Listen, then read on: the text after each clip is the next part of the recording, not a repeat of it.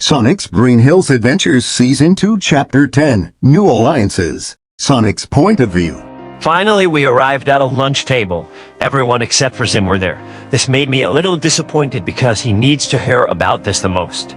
So what's on your mind, Sonic? Marina asked curiously. I had a terrifying nightmare last night involving Dr. Eggman and an Urkin girl. Only she said she was actually in the dream with me. She also said she can enter the dreams of the victims of her most dreaded curse and that she and Dr. Eggman will be on Earth very soon. I replied seriously as I showed them my sketch of the Urkin girl. Wait, so you're cursed now? They asked nervously. I nodded sadly. And that's not all. I know that Tamisra is this girl. She is wearing the exact same outfit and she keeps giving me this sinister look. I did seriously as I tried to find Tamisra in the crowded cafeteria. You're right, Sonic. So what do we do now? Dib said as he realized it too. I know this sounds crazy, but we need to talk to Zim and ask for his help. That is crazy, but you're right. After all, he would know something since he's Urkin too.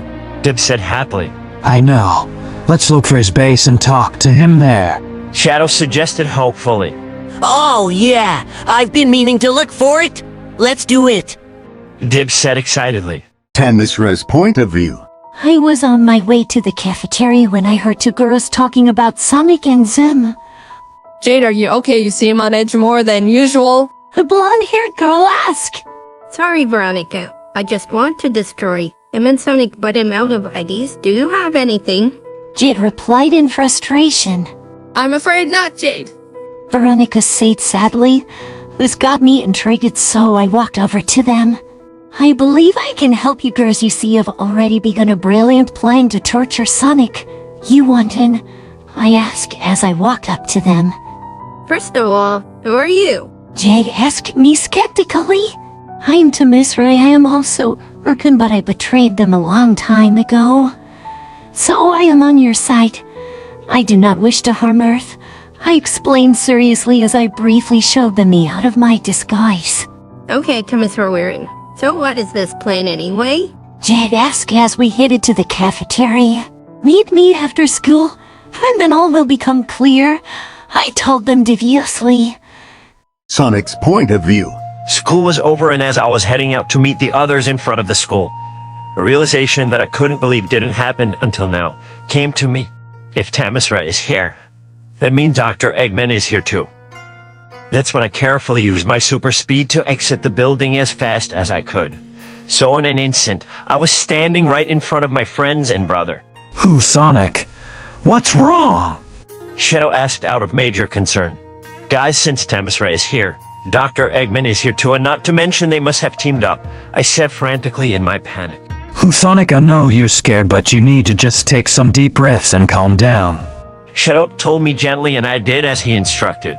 Sorry guys, and you got all of that right, I asked sheepishly and they all nodded. Oh good, now let's find Zim, I said, filled with more determination than ever before.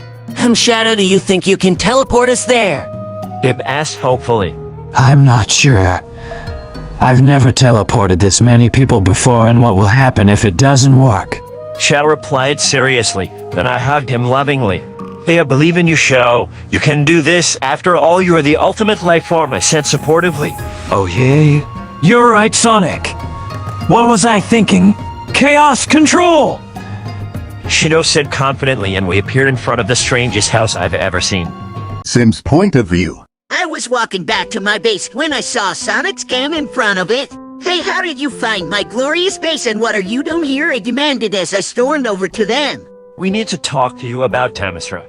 Sonic replied with the same seriousness that he had at lunch yesterday. Well, I know she's Urkin since I am able to see through an alien's disguise. Also, that name is very rare, illegal, and uncommon, so it's a slim chance that it's a coincidence. I said as I allowed them into my base since I knew this conversation was going to take a while and was important.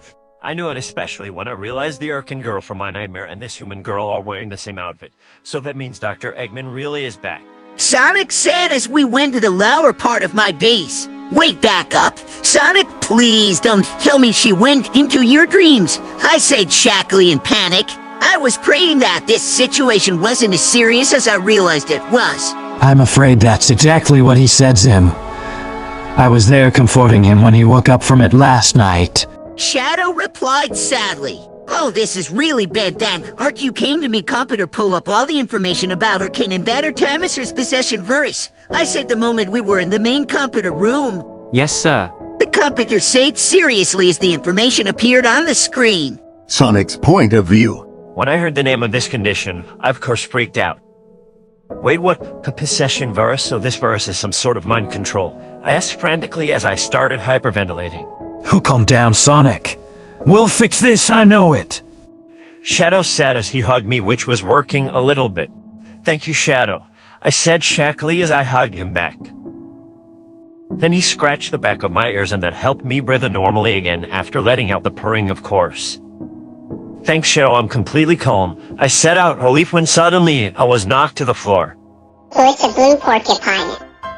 I heard a high-pitched voice scream as I saw it was Little Robot who crashed into me. I'm actually a hedgehog, and can you please get off of me? I asked in annoyance. Okie dokie Loki. The robot said as he got off, and I got back to my feet. Are you okay, Sonic? Shadow asked as he and the others were stifling their laughter. Yep, all good. So who are you, little guy? I asked curiously as my tail wagged in excitement, for this was the first robot I met that wasn't trying to kill me the moment it saw me. I'm Gur. Gur said happily, which reminded me of myself. Look, here's all the answers we'll need, however. I can cigar code it. You're in the first of 3 phases of it, which is the random dreams that are either loosely or strongly connected to the person who infected you. The second phase is they're always strongly connected, try to physically harm you and put the verse symbol on your forehead. And phase 3 is where the possession part of the name will come into play. A doppelganger that feeds on every sad and depressing emotion you ever experienced since you've been infected will show itself and try take you over, kind of like that form I saw you in yesterday, but much worse. Sim told me very seriously with a sad look on his face that I knew all too well. Sim, did you know someone in this condition before me? Trust me, I know that. Look, I had it for 10 years when my thoughts turned to think about how much I miss Longclaw. I said very seriously.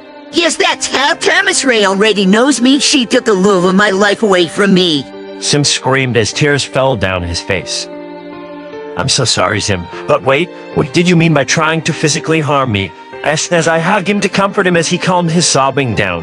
Thanks, Sonic. And what I mean was that if Tamisra hurts you in the dream, she's hurting your body in the real world. Then the only way to heal those injuries is through the slowest method possible, manually. Sim explained cautiously as I could tell he didn't want this information to intentionally upset me. Shadow's point of view. Then I heard my phone ring and saw it was Mom. Hey Mom, what's up? I asked happily. Hey Shadow, before I continue, can you put me on speakerphone? Ma asked happily. Sure thing, Mom. I said and did just that. Hey Pretzel Mom, so what do you want to tell us?